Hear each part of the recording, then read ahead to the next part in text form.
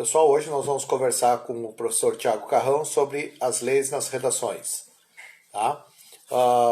A utilização dela, como eu utilizo, Constituição, Código Civil, Lei Maria da Penha e tantas outras leis que podem ser utilizadas nos textos. Tá?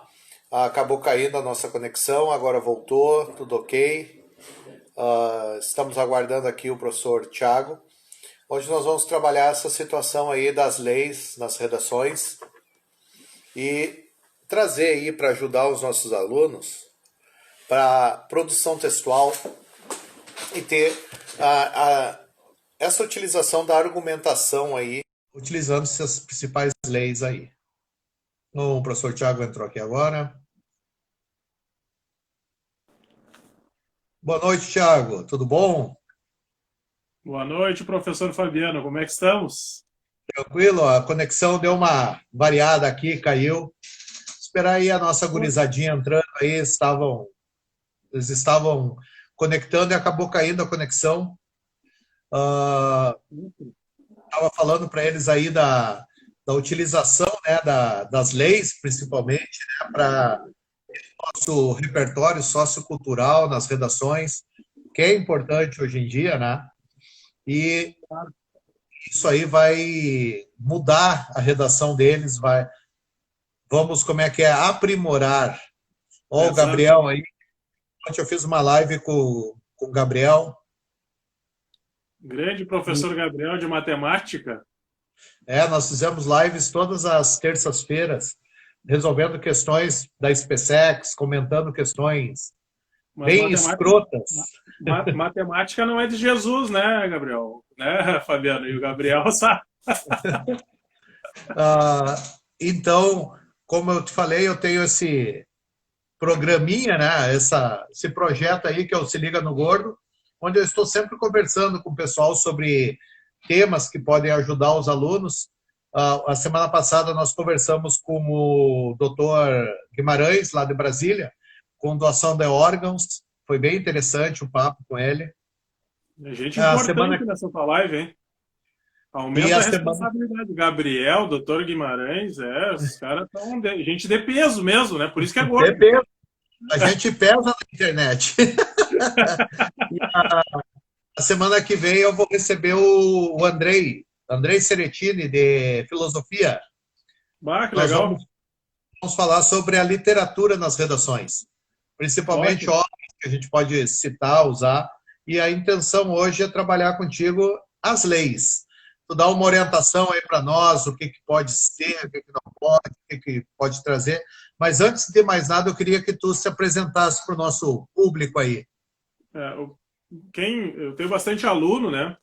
Eu tô dando uma olhada aqui no Note, o pessoal está perguntando o link da live, né? Eu estou tentando fazer o link aqui pelo notebook, mas não estou aprendendo ainda. Não, eles podem procurar no teu próprio Instagram lá, já está aparecendo também. Uhum. Aí, deixa eu só...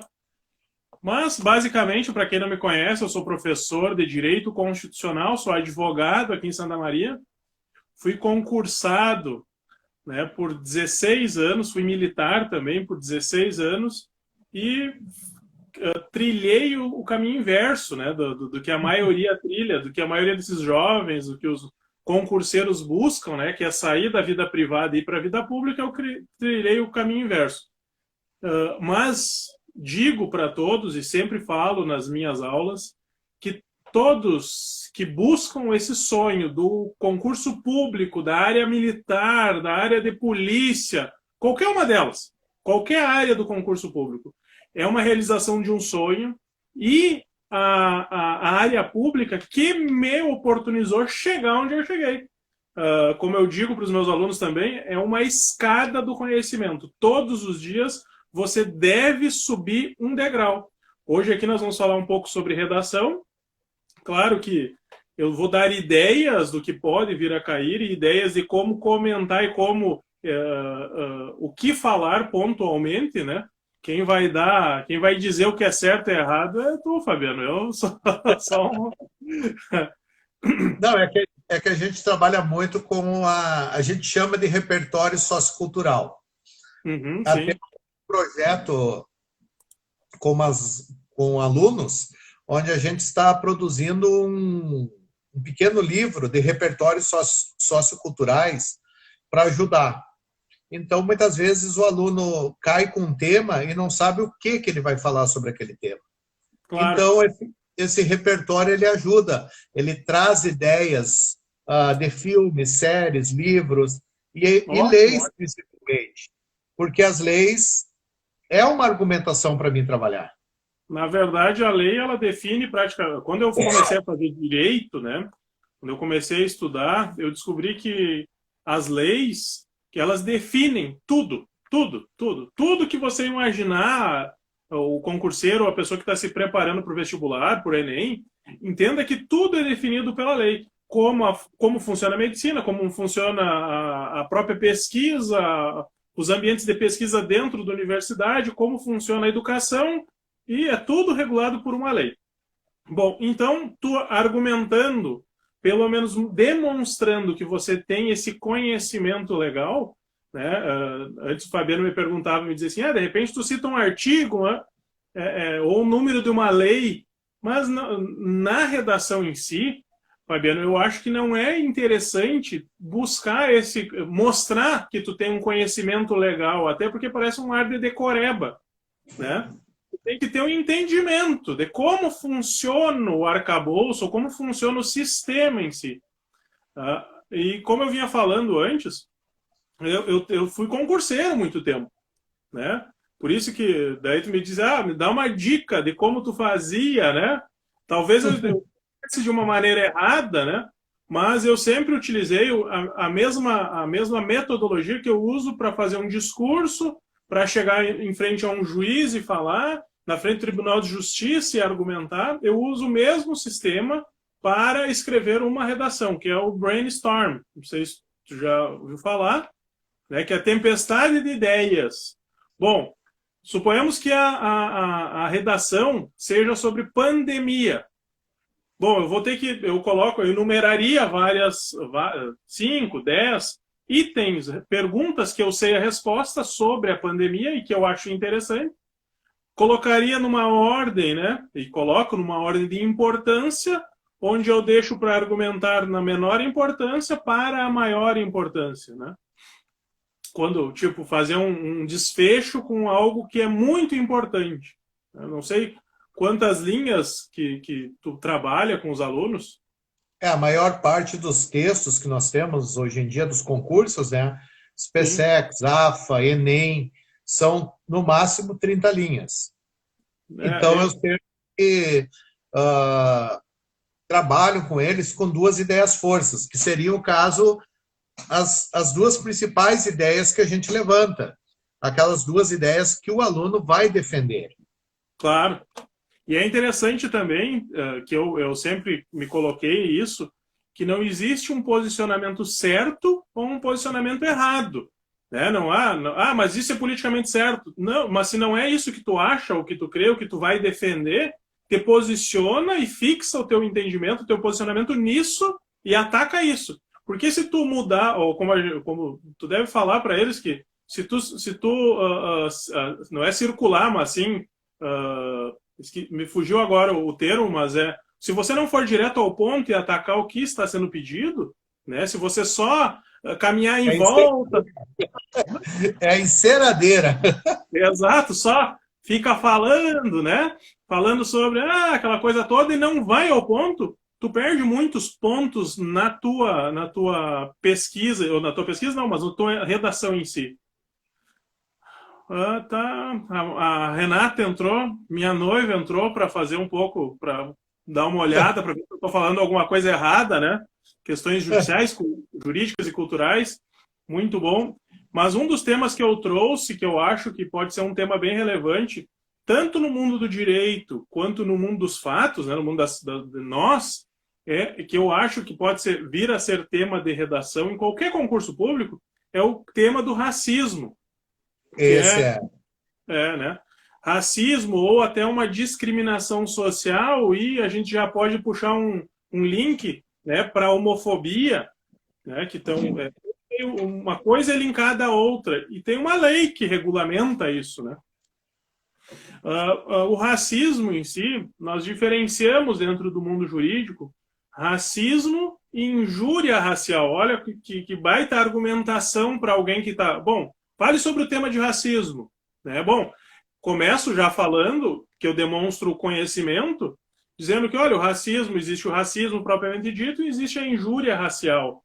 O racismo na lei, né, na Constituição, como eu sou professor de Direito Constitucional, ele é imprescritível e inafiançável. Bom, mas o que é imprescritível e o que é inafiançável, né?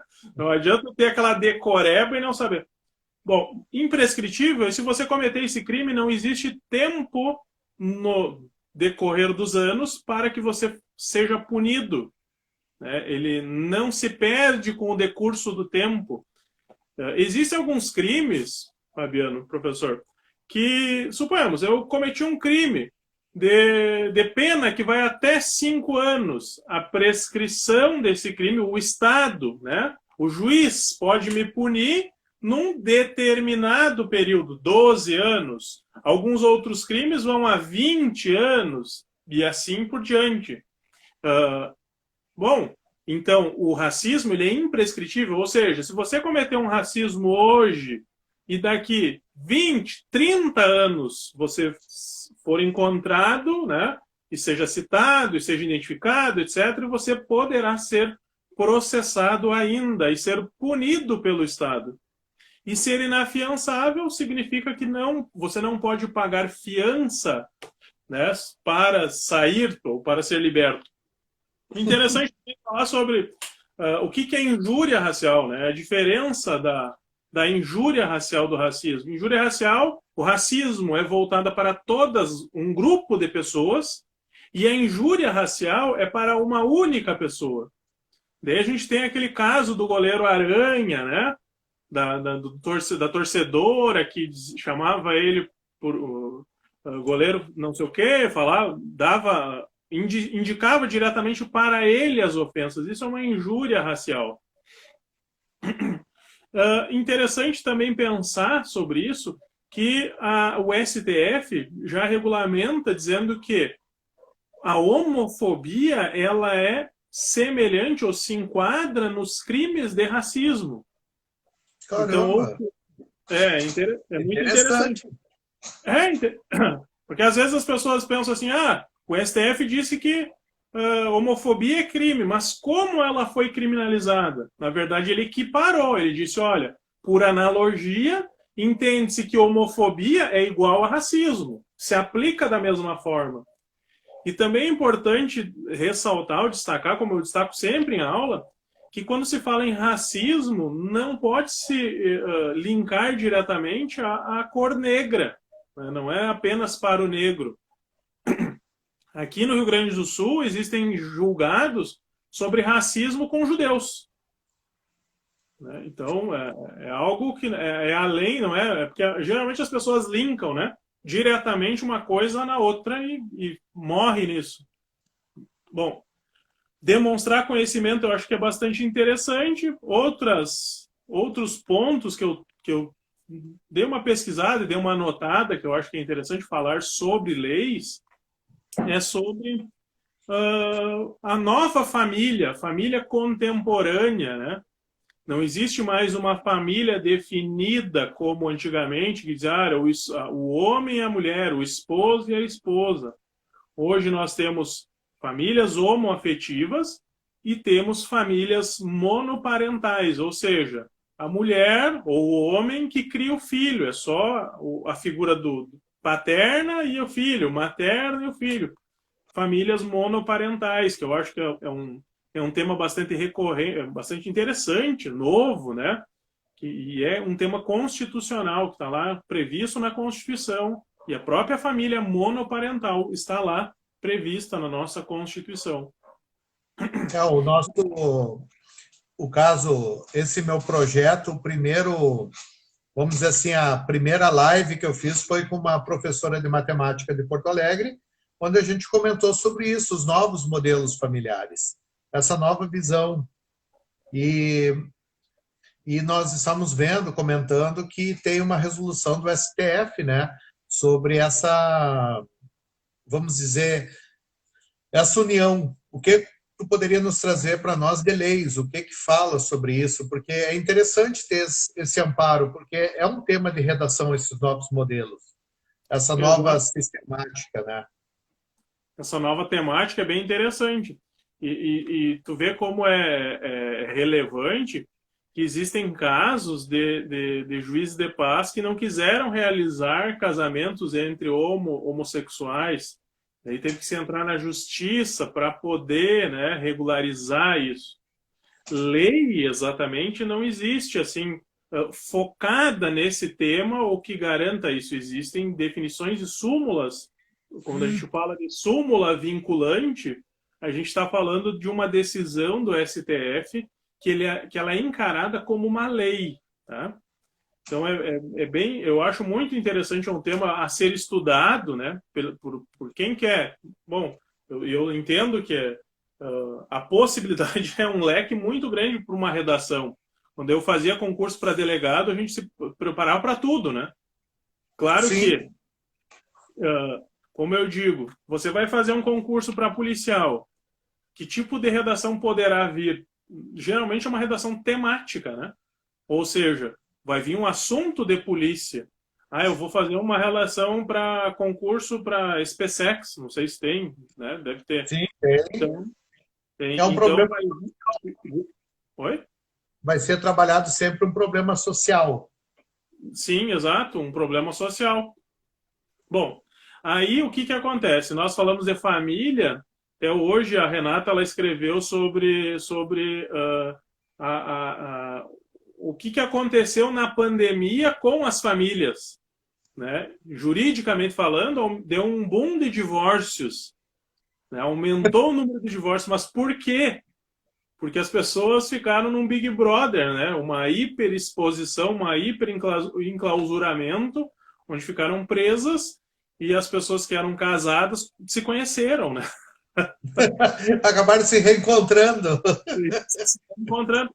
Porque muitas vezes você passa pouco tempo da vida ou pouco tempo do dia com a esposa ou com o esposo ou com o companheiro, né?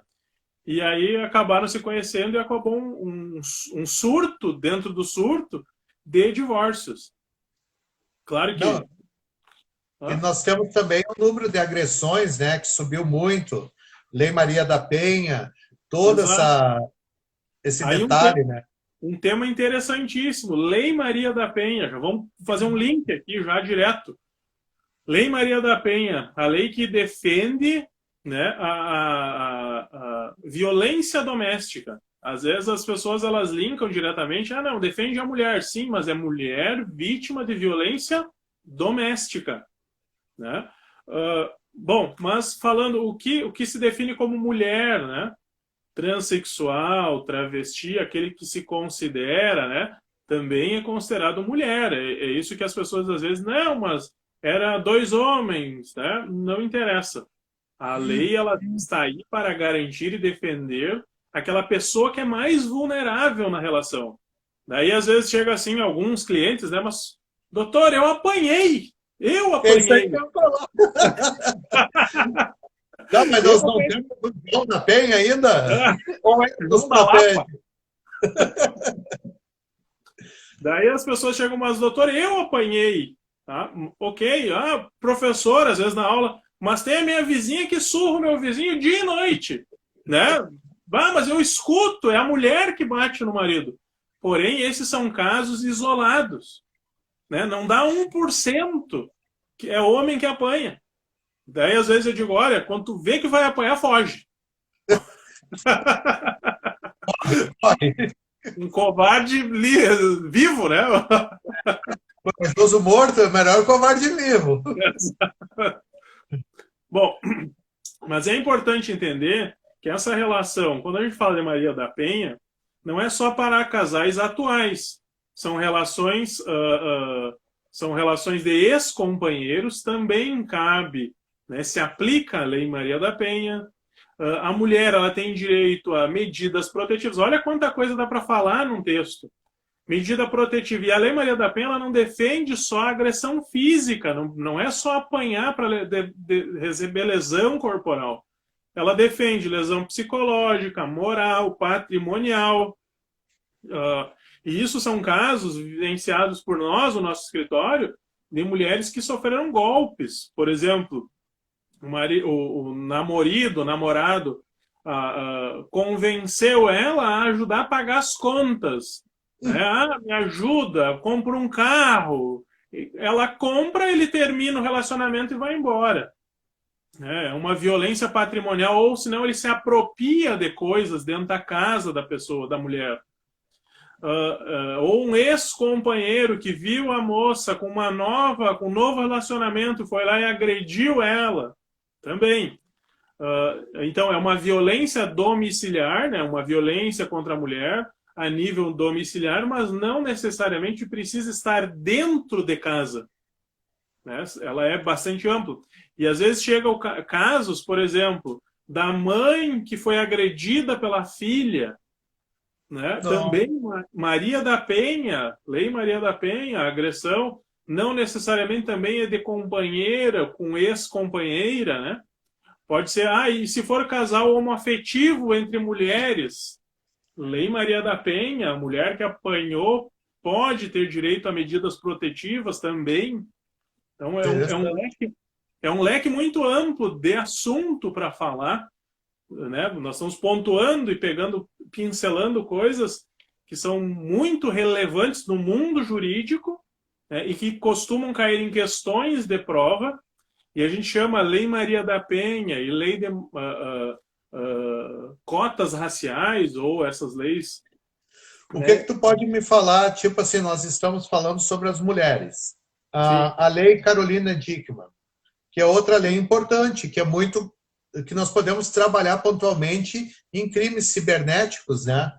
Exatamente, é pontual para crime cibernético. Para quem não sabe o que nós estamos falando, é que essa atriz, não é a modelo? É atriz. É atriz, ela teve fotos nudes reveladas por um ex-companheiro, né? Então, existem muitas ações desse porte, né? Então, nós podemos entender que quando você troca mensagens com um conteúdo um pouco mais privado, como nesse caso da Carolina Dickmann, se essas imagens vazarem, né, ou forem vazadas pelo ex-companheiro, até hoje, parece que vazou uma foto nudes do Thiago, um cantor, Thiago alguma coisa também, não estou lembrado, até foi a Renata que me falou, sobre um nudes que vazou do Thiago não sei o quê, que canta uma música até bem famosa. E aí, bom, se enquadra nesses crimes cibernéticos? Sim, você tem uma relação de afeto, você tem uma relação entre duas pessoas, onde tem uma relação de confiança, principalmente, e essa pessoa extrapola, né? Usa-se dessa confiança, ou muitas vezes, Fabiano, as pessoas... Thiago Carrão, acharam aqui, ó, Thiago Carrão.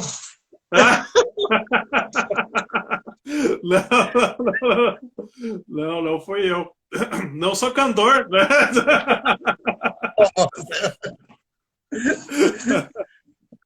Mas nessa questão, elas abusam da confiança e muitas vezes praticam outro crime. Pegam essas fotos e chantagiam as pessoas para que elas depositem dinheiro. Se tu não me pagar, eu vou expor a tua foto. Né? Isso não acontece nem uma nem duas vezes. Existe outro crime, como eu sou criminalista, eu tenho mais facilidade nesse tema. Outro crime que as pessoas, um homem, por exemplo, eu faço um fake no Facebook de uma menina e começo a falar com o Fabiano lá. Conversar, fazendo de conta que sou uma menina. E daí eu mando nudes pro Fabiano, o Fabiano recebe, no outro dia vai um outro fake, ou até mesmo eu, e digo para ti, olha, essa é a minha filha, ela é menor. E eu vou ir até a delegacia te denunciar se tu não me pagar um valor. Ei. Isso acontece, já digo, já alerto, né? Não é uma nem duas, são várias vezes que acontece esse golpe, né? É um golpe dos fakes. Hoje, nesse mundo digital, é tudo muito perigoso, né? Você deixa rastro, você deixa informações, né? Por onde você vai passando. Outro tema que eu acho interessante, eu não sei se chegou a falar, me pediu, mas casos de deficiente físico. É interessante. E tem uma lei que regulamenta ou regulariza o PCD.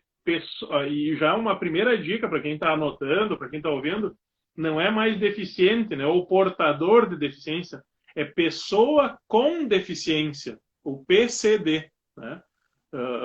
Porque mudou-se a nomenclatura porque diz que parece que o cara é um portador, parece que ele leva um cargo, um fardo, né? O portador de deficiência não, é uma pessoa com deficiência. E aí nós temos na legislação alguns pontos, tópicos, né? Que, por exemplo, que regulamenta quantidade de quartos em um hotel que tenha que ter acesso facilitado para PCD, número de vagas de estacionamento mínima, né? 10% no mínimo, precisa ter 10% de táxis numa cidade. Nós temos também o acesso ao transporte público, né? Precisa ter acesso, ele não precisa, ou melhor, o transporte público, digamos, um ônibus, ninguém precisa ajudar ele a entrar, ele tem que entrar normalmente, claro que por isso que tem que ter elevador, tem que ter rampa, né? E daí eu trago a discussão lá, o nosso paradão de Santa Maria, quem passa por lá não tem rampa no paradão. Não tem rampa. Que eu ia em Santa Maria, quantos ônibus nós temos com acesso? Até pode ter, mas será que funciona? Tem tudo isso. É interessante que às vezes a gente passa batido por algumas coisas e tu nem se dá por conta, né? Porque a gente não utiliza isso, a gente não necessita disso.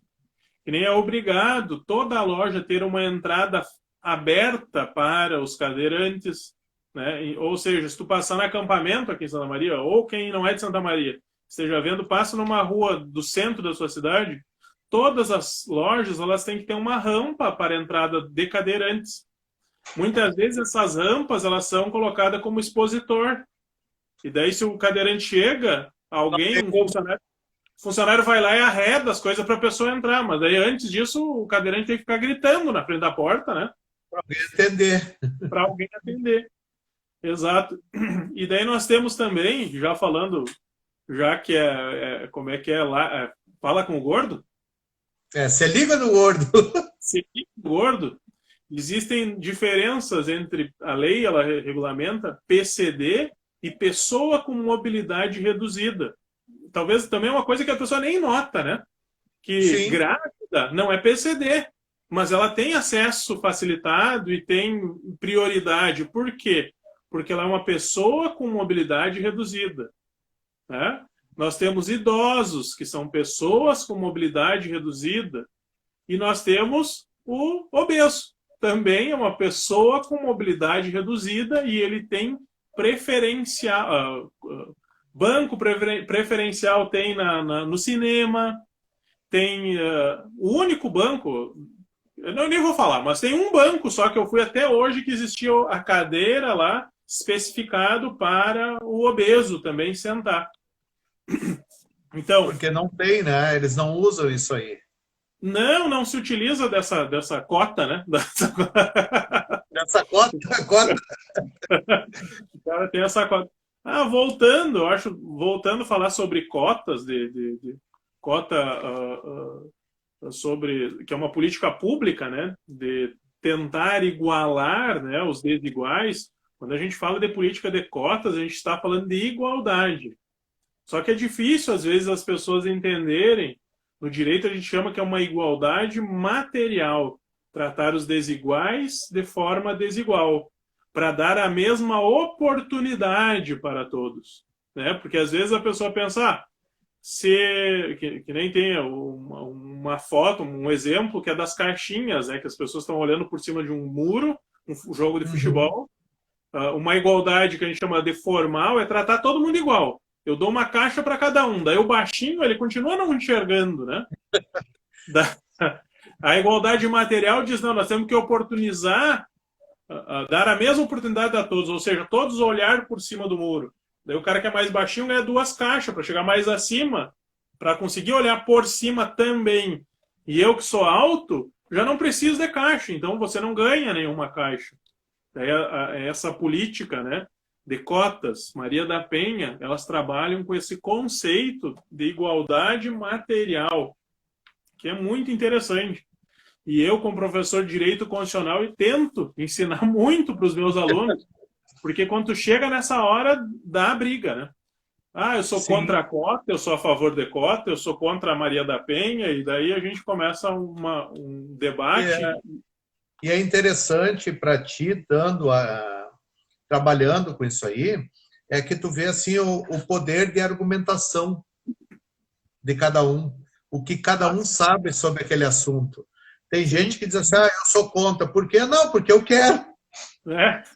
Porque sim. Porque sim. Muitas vezes eu brinco com os alunos com temas tipo polêmicos, tipo o estupro. Aí tu pergunta, quem é? Aí tu pergunta numa sala aqui, quem é que é contra o estupro?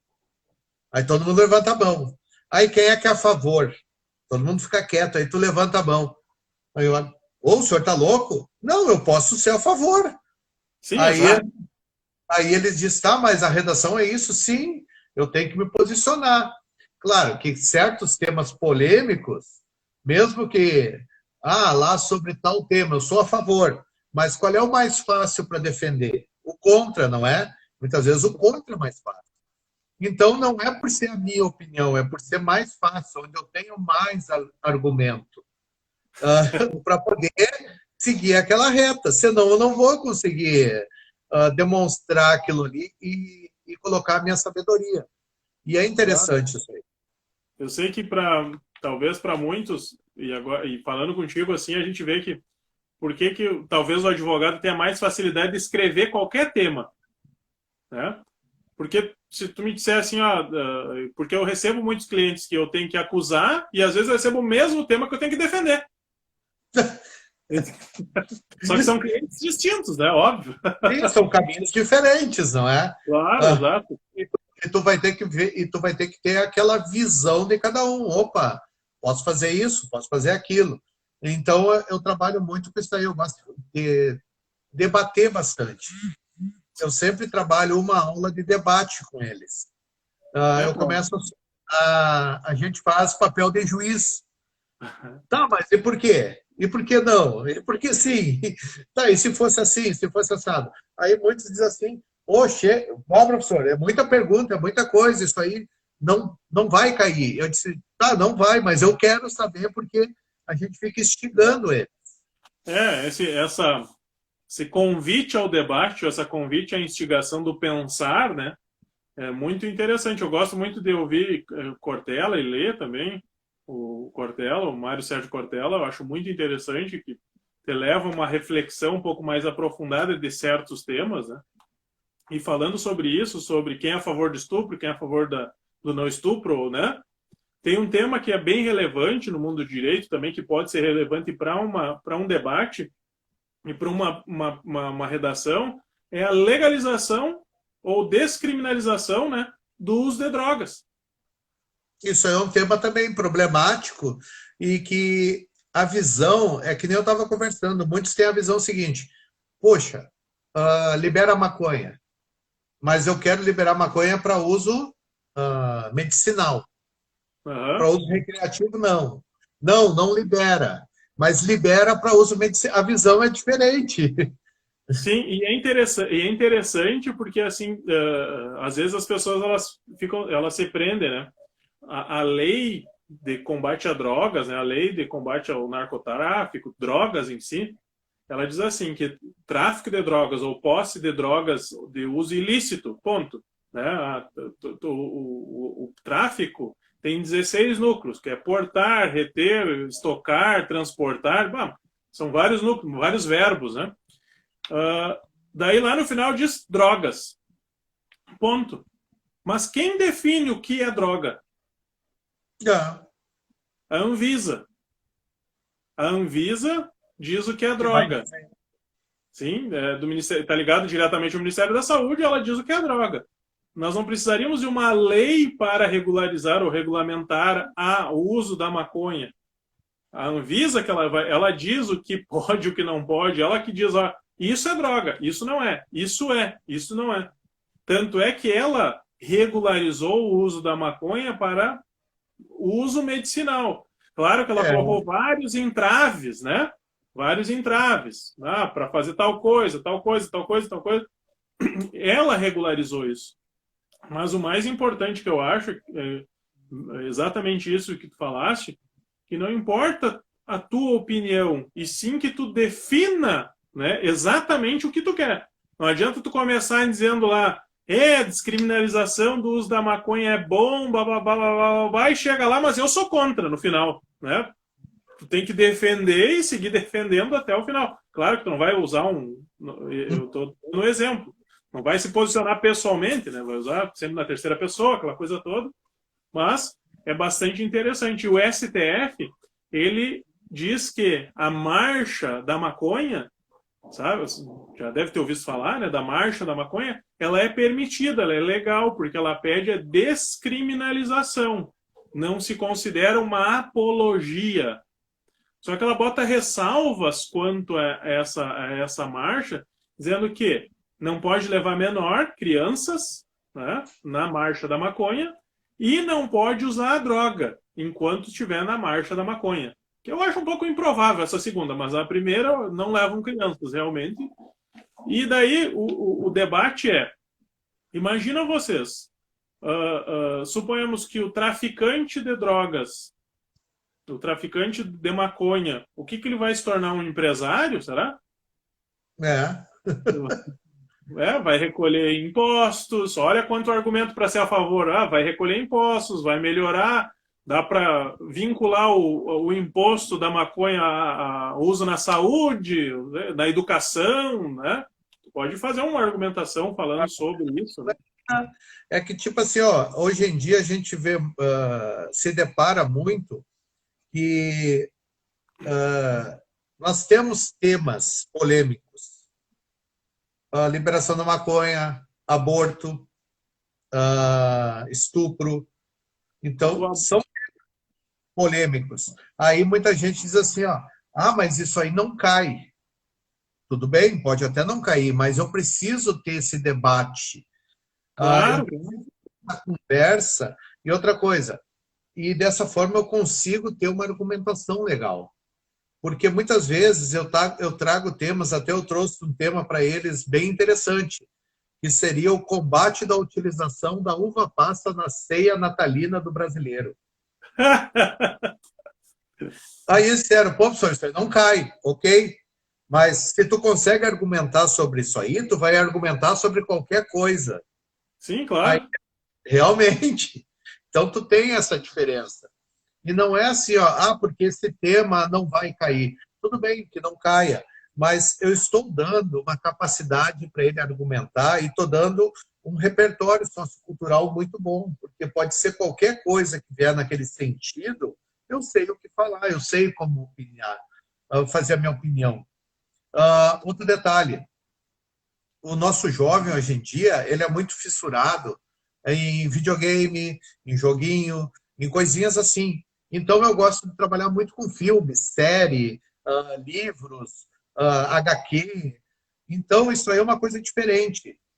E é o mundo real que eles estão vivendo hoje em dia. Eu não posso dizer assim, eu não vou trabalhar os novos modelos familiares porque vai causar um trauma. Não, eles estão convivendo isso. Mas muitos não entendem essa situação. Acho que aquele tema, esse tema aí não é legal trabalhar. Peraí. A televisão, não, as novelas não nos trazem cada coisa assim que tu fica, poxa. Exato. Então eles estão com essa vivência. Claro que tudo dentro da sua idade. São o quê? Vamos dizer assim, alunos do terceiro ano do ensino médio, alunos que já saíram, que estão estudando para concurso, já têm a cabeça formada, já sabem o que eles querem. Então, esse debate se torna mais fácil. É interessante falar sobre aborto, né? Porque existe um grande debate sobre esse tema especificamente, o tema de aborto, né? Junto à justiça e junto ao legislativo. Mas é interessante, eu falo e defendo, que quem deveria definir isso são as próprias mulheres, né? Porque são elas que engravidam, não é o homem, né? Até porque, na minha concepção, se o aborto se o homem engravidasse, o aborto já era permitido há muito tempo. Porque somos, na maioria, os homens que fazem as leis, né? Mas outra coisa interessante que eu falo também, que eu gosto, é sobre intolerância religiosa, que está lá na Constituição garantida, né? O Brasil é um estado laico, leigo e não confessional, ou seja, não tem uma definição de uma religião específica, porém, nós somos influenciados dia a dia, né? Por exemplo, não sei se tu estudou, eu estudei em escola pública a minha vida inteira e em cima do quadro tinha uma cruz com Jesus Cristo. Sim. E depois se discutiu isso no STF, se essas imagens, símbolos religiosos em repartições públicas são possíveis ou é permitido, né? O STF, no lado esquerdo do ministro Toffoli, tem uma cruz. Daí, claro que não foi ele, mas há um tempo atrás definiram que símbolos religiosos são permitidos. E daí fizeram uma analogia que são apenas símbolos culturais, assim como os feriados nacionais devotos em santos, né? E que, tu que é crente não vai participar de um feriado lá de São alguma coisa, né? Óbvio, todo mundo se utiliza, né, desse feriado e os símbolos religiosos em repartições públicas são permitidos. E daí se entra num debate também do ensino religioso em escolas públicas, se ele pode ser temático, ou seja, em uma religião específica ou em outra, né?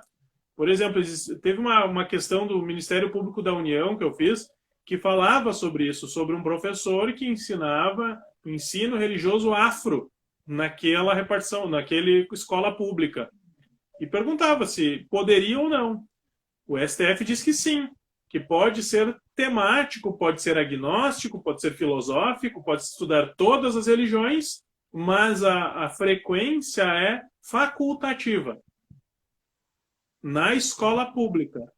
Já na escola particular, além de ser livre o ensino, a frequência pode ser obrigatória.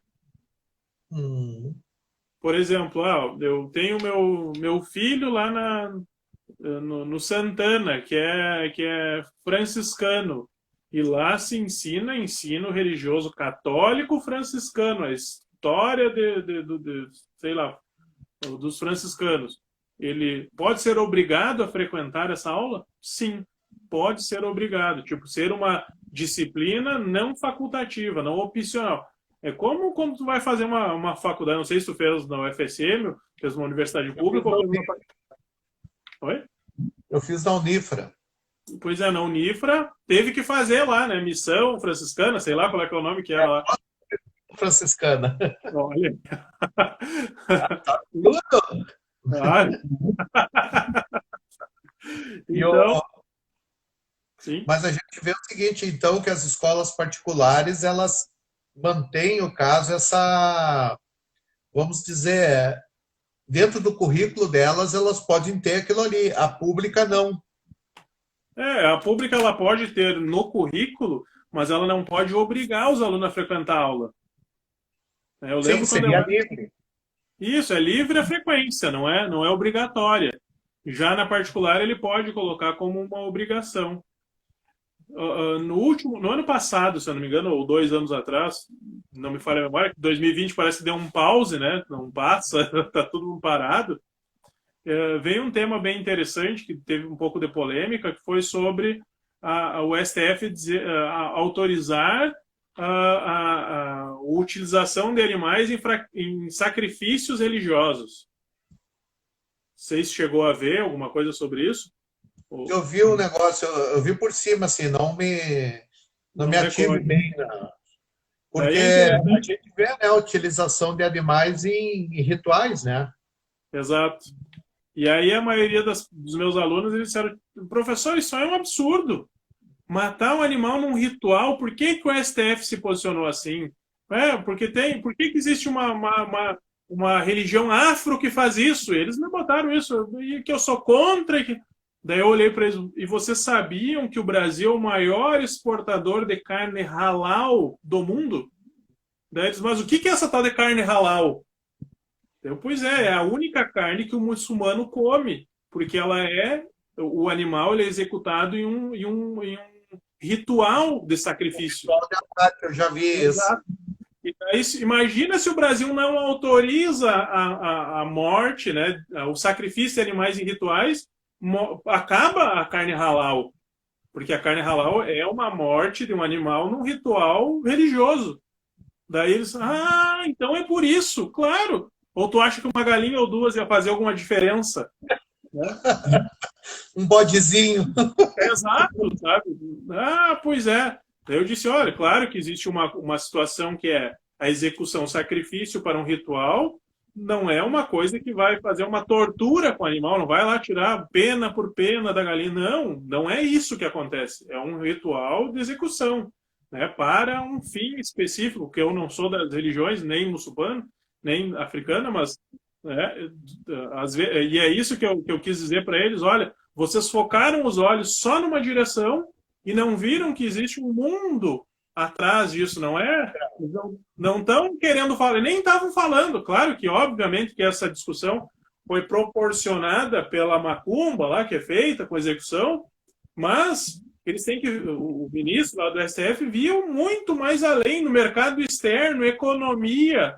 Olha que um tema gera, né, uma sequência de outros poréns. E daí eu até escrevi um artigo para o jornal sobre isso, falando especificamente sobre a carne halal e que o Brasil é o maior exportador mundial dela. Não, e até mesmo eu vi essa reportagem que tem frigoríficos próprios, né? Frigoríficos que fazem todo esse ritual, né? Tem que ter Exatamente. uma preparação, tudo é bem interessante. O própria pessoa que executa, ela tem que ser da religião. Eu não sei qual que é a religião lá, muçulmana, mas É deve ser muçulmano, acho que é. muçulmano, Mas né? eles têm isso aí. E daí ele tem que rezar voltado para Meca. O boi tem que ser, o boi ou o cabra ou vaca ou qualquer coisa, qualquer animal tem que ser executado voltado para Meca. E por incrível que pareça, esses países eles mandam fiscais de lá para fiscalizar, fiscalizações de surpresa, para ver se está sendo executado exatamente, né? Eu acho que eles conhecem o Brasil, né? Tipo, vamos mandar um fiscal para dar uma olhada, que daqui a pouco eles estão dizendo que é uma.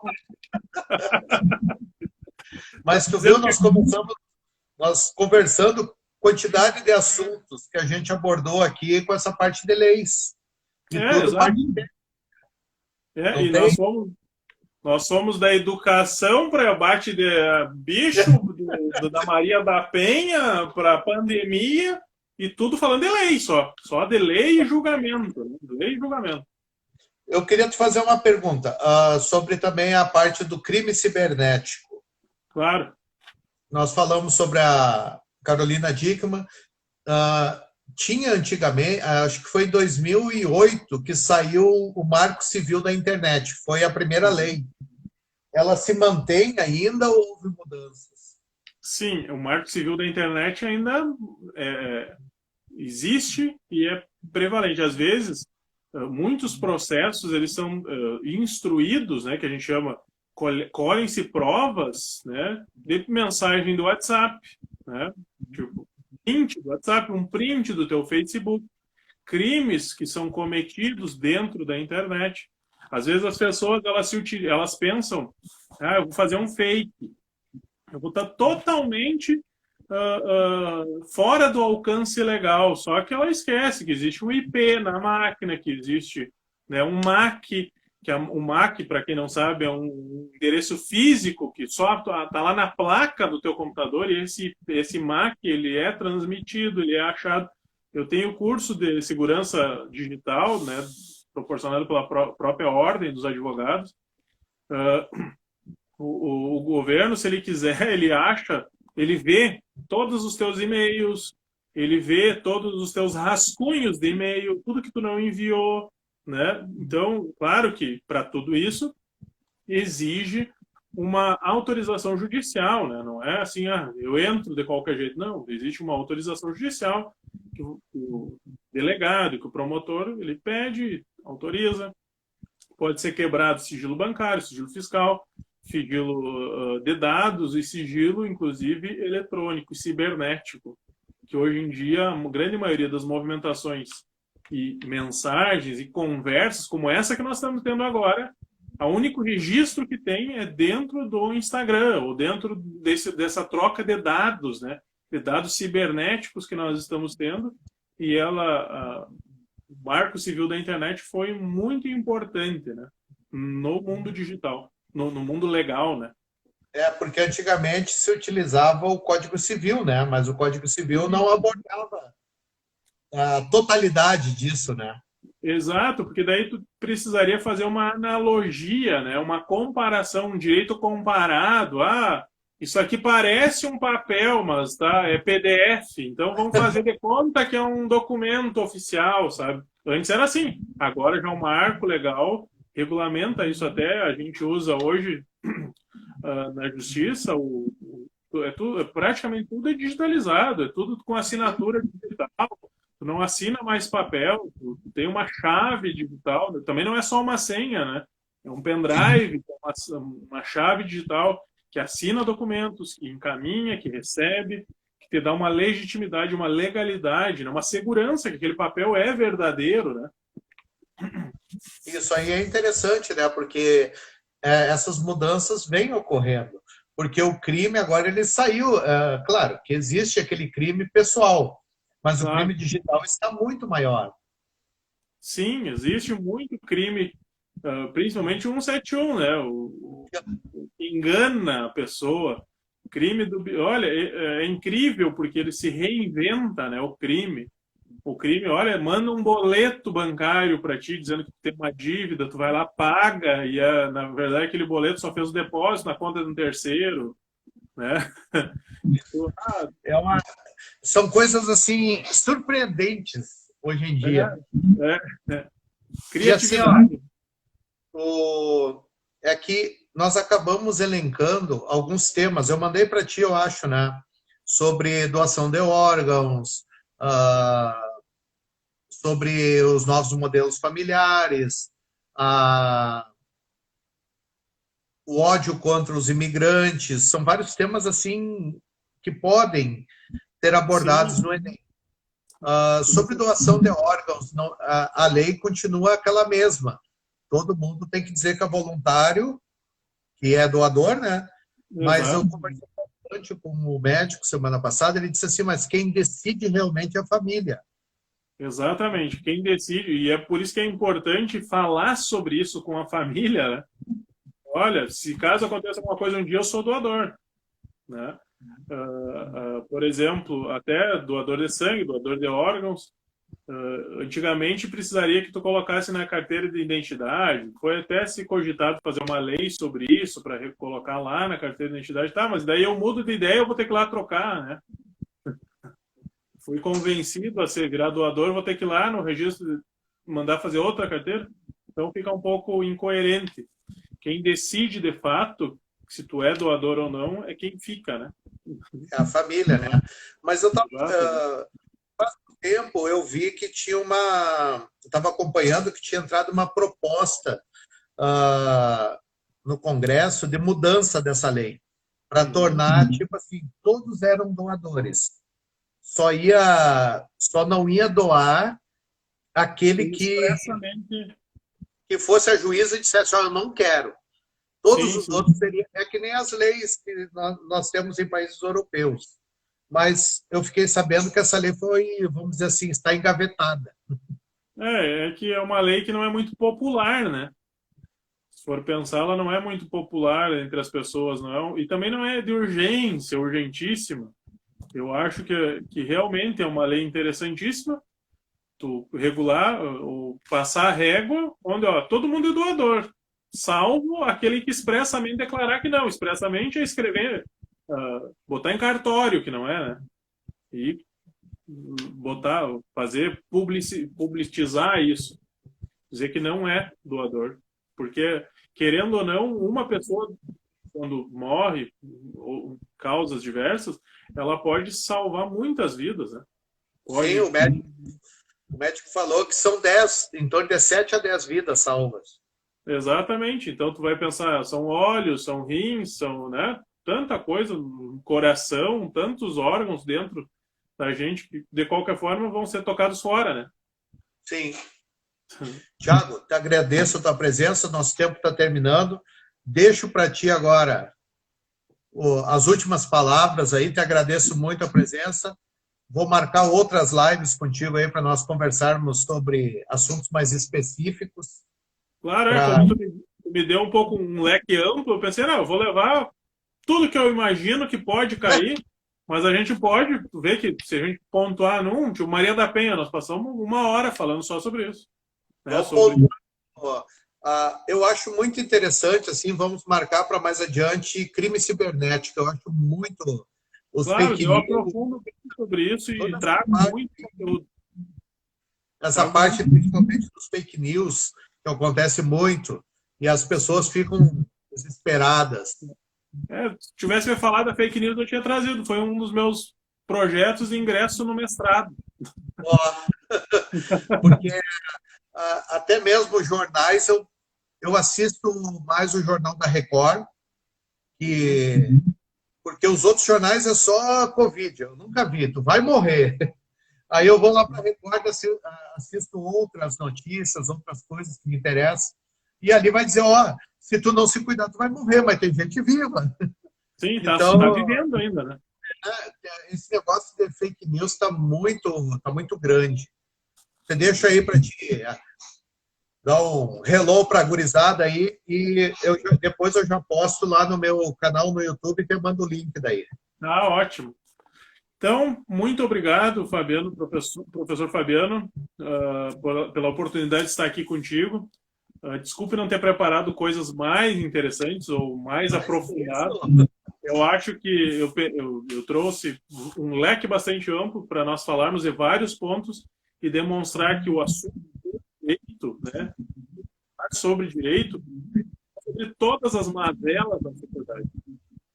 Como criminalista, eu aprendi que eu trabalho, né, junto com problemas sociais, né, e que a gente vai a fundo nos mais profundos seios da sociedade. E eu fiquei muito feliz mesmo de ter participado. Na próxima live eu tenho que me preparar mais. E meus alunos, mais alunos, eu cheguei, que foi muito correria esses últimos 2 dias, e eu acabei publicando agora, de última hora, e não chamei o pessoal. Mas o que eu quero deixar para vocês, jovens, que estão estudando para carreiras de concurso público ou para o Enem, vale a pena. Passar num concurso público vale muito a pena. Passar numa universidade pública vale mais a pena ainda, tá? Eu acho que todo momento, todo minuto que tu para hoje, em vez de assistir só série, em vez de jogar joguinho, querendo dizer meu pai, foca no estudo. Talvez tu esteja utilizando esse momento que a gente está passando por um deserto, para que depois desse deserto, que é essa pandemia, você volte capacitado e pronto. E todos esses que estiveram aqui honrosos, que estiveram aqui do início ao fim da live, pode ter certeza. Se vocês utilizaram ou aprenderam ou anotaram, né, e levaram para a sua vida uma frase que foi falada aqui, já valeu para mim toda essa hora com vocês. Tchau, tchau, Fabiano. Obrigado, Thiago. Nós vamos combinar aí no Fake News, tá? Vamos sim. Até mais. Abração, Thiago. Obrigado.